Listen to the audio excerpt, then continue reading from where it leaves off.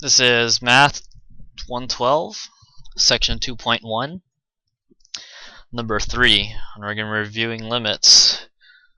The only condition right now is to find out if a limit exists is to use this rule right here.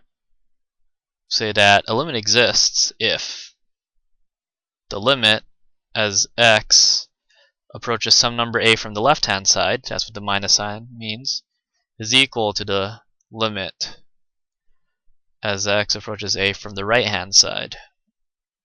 There you go. So the very first question then is in A is asked, is the limit of f of x as x approaches 0 exists? Well, take a look. Those two lines, this line right here seems to suggest that the left hand side limit wants to go to 0 and that the right hand side also wants to go to 0. So does it exist? The answer is yes. That is true. Next, part B right here. The limit of f of x as x approaches 0 is equal to 0. Well, since both limits agree that they are both going to 0, then that answer is true. Now, since limits are unique for a function, part C is basically asking if the limit is equal to 1 when we previously found that the limit is equal to 0.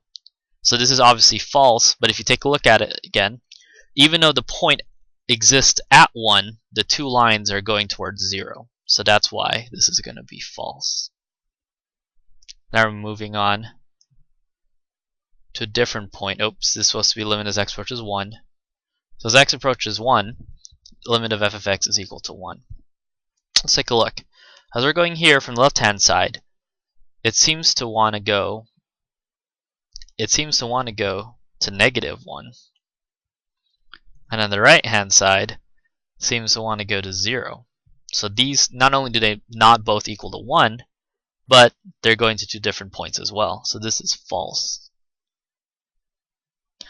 Last, limit as x approaches 1 of f of x is equal to 0. Again, this is going to negative 1, this is going to 0. So even though the right hand side is correct, so this would be correct if I put a plus there. But since I'm not putting a plus there, that's not going to work. Again, it's false. Let's take a look at this last question. The limit of f of x exists at every point in x0 from negative 1 to 1. Okay, this is a little tricky, but you basically have to decide if there's a place that all these points are going towards and that they agree from both the left hand side and the right hand side between the interval negative 1 and 1. So basically this interval right here.